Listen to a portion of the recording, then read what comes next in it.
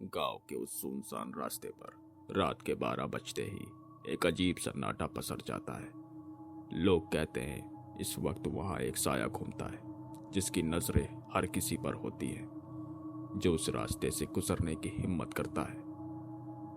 मैंने कभी इन कहानियों पर यकीन नहीं किया था, लेकिन जिस रात मैंने उस साये का सामना किया, मेरी सोच हमेशा के लिए बदल गई। उस एक रात ने मेरी जिंदगी को एक ऐसा मोड़ दिया जहां से वापस लौटना नामुमकिन था। नमस्कार दोस्तों, मेरा नाम शशांक है और खौफनगर में आपका स्वागत है। ये कहानी एक ऐसे लड़के की है जिसने नियति की संरचना को मजाक में लिया और वही एक दिन उसको भारी पड़ गई। आइए ये कहानी अब उन्हीं के पॉइंट ऑफ व्यू से सुनते हैं। मेरा नाम बलराम है। मैं एक छोटे से गांव नेवलगढ़ का रहने वाला हूँ। ये गांव भी बाकी गांवों जैसा ही दिखता है। खुले मैदान, कच्ची सड़कें और कच्चे घरों की कतारें। लेकिन इस गांव की एक रहस्यमयी सच्चाई है जो इसे बाकी गांवों से बिल्कुल अलग बनाती है। गांव के लोग कहते हैं कि रात के 12 बजे गांव के बाहर वाले रास्ते पर एक साया मंडराता है और उस साये से जिस किसी का भी सामना होता है तो वो कभी वापस नहीं लौटता, या फिर लौट कर आया भी तो पागल हो गया। ये कहानी कोई साधारण कहानी नहीं है। ये कहानी उस साये की है जिसकी सच्चाई से आज तक गांव का हर इंसान खौफ में जी रहा है। और मैं वह इंसान हूँ जिसने उस साये को ना सिर्फ अपनी आंखों से देखा, बल्कि उसकी भयानक मौजूदगी को अपनी आत्मा तक में महसूस किया है। आज जब भी मैं उस रात के बारे में सोचता हूँ तो मेरे रोंगटे खड़े हो जाते हैं। मैंने अपनी जिंदगी में कई डरावनी रातें देखी हैं, लेकिन उस रात जैसा खौफ कभी मैंने महसूस नहीं किया। वो रात मेरी जिंदगी की सबसे भयानक और दिल दहला देने वाली रात थी, जिसने मेरी सोच और समझने की शक्ति को एक झटके में बदल कर रख दिया। ये उस समय की बात है जब मैं 25 साल का था। मेरे माता पिता और मैं खेती बाड़ी करके अपना जीवन यापन करते थे।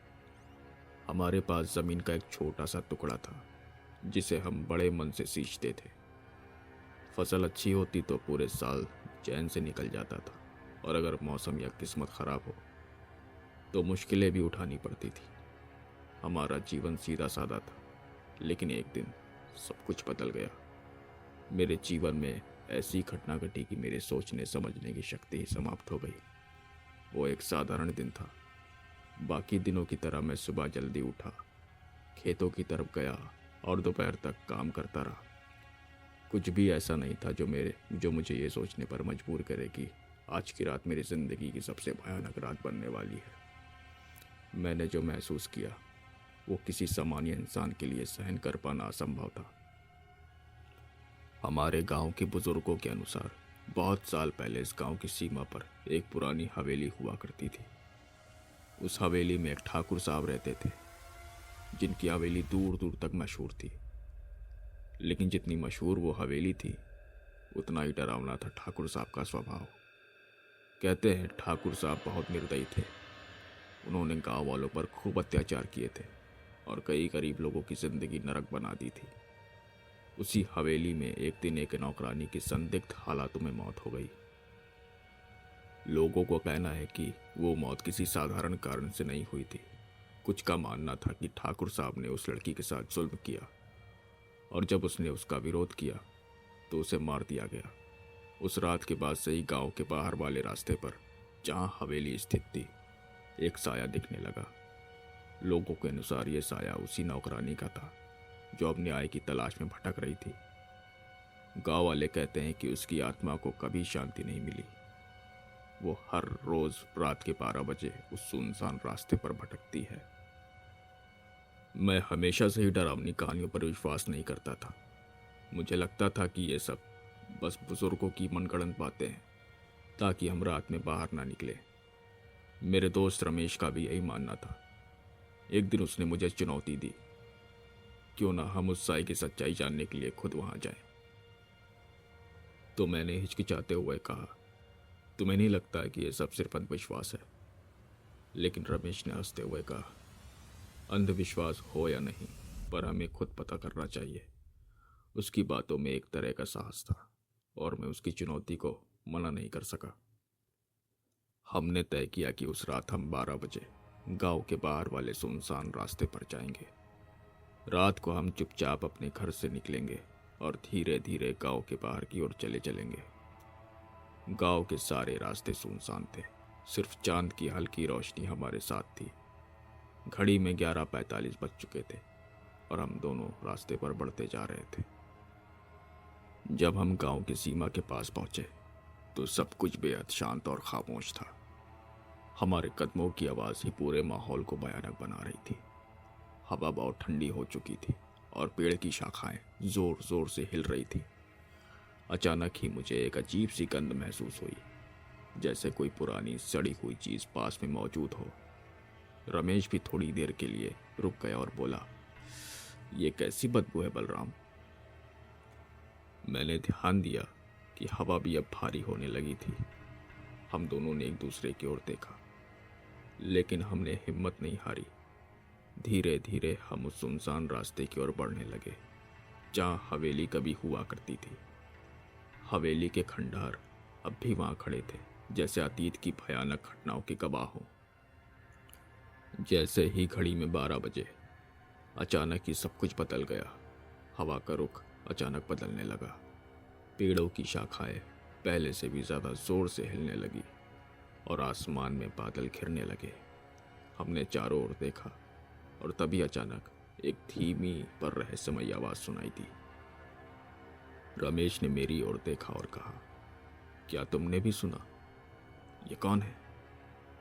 उस वक्त मेरे दिल की धड़कनें तेज हो चुकी थी और मेरे शरीर में ठंडक का एक अजीब सा एहसास फैल रहा था। वो आवाज़ किसी के रोने की थी जो हमारे बहुत पास से आ रही थी। हमने मुड़कर देखा, लेकिन वहाँ कोई भी नहीं था। शायद हमसे कोई खेल खेल रहा है, रमेश ने कहा। लेकिन उसकी आवाज़ में अब आत्मविश्वास की कमी थी। तभी अचानक ही हमारी नज़र उस खंडहर की तरफ गई। वहाँ एक धुंधला सा साया था जो धीरे धीरे हमारी तरफ बढ़ रहा था। उसकी चाल धीमी थी, लेकिन उसके साथ चल रही हवा में अजीब सी ठंडक थी। मैंने रमेश से कहा, मुझे ये कुछ ठीक नहीं लग रहा, हमें यहाँ से भागने जाना चाहिए। लेकिन रमेश ने मेरी बात को हल्के में लेते हुए कहा, अरे ये सब हमारी आंखों का धोखा है। लेकिन उसके चेहरे पर भी डर के संकेत साफ नजर आ रहे थे। साया अब हमारे बिल्कुल सामने था। उसकी आंखें नहीं थे, सिर्फ गहरे काले धब्बे थे। उसका चेहरा बिगड़ा हुआ था, जैसे कई सालों से उसने पीड़ा सही हो। उसकी हालत देखकर मेरी हिम्मत टूटने लगी। मेरे पैर जैसे जमीन से चिपक गए थे। साए की उपस्थिति इतनी भारी थी कि हम दिल भी नहीं पा रहे थे। तभी वो साया एक ठंडी हवा के झोंके के साथ हमारे करीब आ गया और हमें छूने की कोशिश करने लगा। उसके शरीर से चिप निकलने वाली ठंडक ने मेरे पूरे शरीर को जकड़ लिया था। तभी अचानक मुझे उसके होठों से कुछ आवाज़ें सुनाई दी, मुझे न्याय चाहिए, मुझे यहाँ से बाहर निकालो। रमेश ने घबराकर भागने की कोशिश की, लेकिन उसके पैर जमीन में धंस गए थे। हम दोनों पूरी तरह से बेजान हो चुके थे। मैंने जितना हिलने की कोशिश की, उतना ही मेरे शरीर ने मुझे धोखा दिया। साया अब हमारे चारों ओर घूमने लगा, जैसे हमारा निरीक्षण कर रहा हो। उसकी परछाई हमारे ऊपर मंडराने लगी और अचानक ही उसने जोर से चीख मारी। उस चीख से पूरा माहौल हिल गया और एक जोरदार झटका मुझे लगा। जैसे ही मेरी चेतना लौटी, मैंने देखा कि साया गायब हो चुका था। रमेश और मैं दोनों हाँफते हुए जमीन पर पड़े थे। हम बिना कुछ बोले गांव की ओर भागे। गांव की चौपाल की रोशनी देखते ही जैसे हमारे अंदर जान वापस आ गई हो। गांव की बस्ती का नजदीक आना एक राहत जैसा लगा, लेकिन उस राहत में भी डर की एक परत छुपी हुई थी। जैसे ही हम गांव में दाखिल हुए, हमने देखा कि कुछ लोग अब भी जाग रहे थे। शायद रात के उस सन्नाटे में उन्हें कुछ अनहोनी का एहसास पहले ही हो गया था। उनकी आंखों में चिंता की लकीरें साफ दिख रही थी, जैसे वह पहले से ही किसी भयानक खबर का इंतजार कर रहे हों। गांव के बुजुर्ग चबूतरे पर बैठे हुए थे। और कुछ जवान लड़के एक कोने में खड़े थे, जैसे किसी अजीब घटना पर बात कर रहे हों। जब उन्होंने हमें इस हालत में देखा, बुरी तरह से हाँफते हुए, चेहरे पर मौत का डर, तो उनकी आंखों में सवाल उभर आए। क्या हुआ? तुम दोनों इस हालत में क्यों हो? कोई चिल्लाकर बोला। लेकिन हम उस वक्त कुछ भी बोलने की स्थिति में नहीं थे। हमारे पास उन सवालों का कोई जवाब नहीं था। हम एक दूसरे की ओर देखते, फिर गाँव वालों की ओर, और फिर उस रास्ते की ओर जहाँ से हम अभी भाग कर आए थे। हमारे होठ हिलने को तैयार नहीं थे और दिमाग में वही भयानक मंजर घूम रहा था। गांव वालों के बीच अब फुसफुसाहटें शुरू हो गई थी। लोग एक दूसरे से सवाल कर रहे थे, लेकिन कोई भी हमारी हालत देखकर समझ नहीं पा रहा था कि आखिर क्या हुआ है हमारे साथ। कुछ ने सोचा कि हम किसी जानवर से भाग कर आए हैं, तो कुछ ने मान लिया कि हम किसी बड़े हादसे का शिकार हुए हैं। लेकिन सच्चाई इतनी भयानक थी कि उसे बताने की हिम्मत जुटाना भी मुश्किल था। अगली सुबह गांव में हड़कंप मच गया। लोग हमारी हालत देखकर हैरान थे। हमने जो कुछ देखा था वो किसी को बताने लायक नहीं था। मेरे माता पिता ने भी मुझसे पूछा, लेकिन मैंने सिर्फ इतना कहा, वहां पर कुछ था जो हमें छोड़ने को तैयार नहीं था। कुछ दिनों बाद गांव के कुछ बुजुर्गों ने हमसे मुलाकात की। उन्होंने कहा कि यह साया उसी लड़की का है जिसने ठाकुर के अत्याचारों का सामना किया था। उसकी आत्मा आज तक न्याय की तलाश में भटक रही थी। हमने बुजुर्गों की सलाह से गांव वालों से मिलकर उस पुरानी हवेली की खुदाई करवाई। खुदाई में हमें उस लड़की की हड्डियां मिली जिन्हें ठाकुर ने मारकर हवेली में ही दफना दिया था। ठाकुर के मौत के बाद हवेली वीरान हो गई थी, लेकिन उस लड़की की आत्मा अब भी वहां पर कैद थी। उस लड़की का फिर विधि पूर्वक अंतिम संस्कार किया गया और तब जाकर उसकी आत्मा को शांति मिली। गांव में फिर कभी वो साया नहीं दिखा, लेकिन आज भी जब मैं उस रात के बारे में सोचता हूँ तो मेरी रूह कांप उठती है। मैंने जो कुछ भी देखा और महसूस किया वो अब मेरी जिंदगी का हिस्सा बन गया है, जो भूलने से भी नहीं भूलता। वो साया अब दिखाई नहीं देता। गांव वालों ने अब उस रास्ते से आना जाना शुरू कर दिया है और हवेली के खंडारों को भी साफ कर दिया है। जहां पहले डर और आतंक का माहौल था, अब वहां शांति और सुकून है। मगर मैंने अपने जीवन में जो सीखा है वो ये है कि किसी भी आत्मा को तब तक शांति नहीं मिलती जब तक उसे न्याय नहीं मिलता। वो रात और वो साया मेरी जिंदगी का सबसे डरावना अनुभव था, और शायद मैं कभी भी पूरी तरह से उससे उबर नहीं पाऊंगा।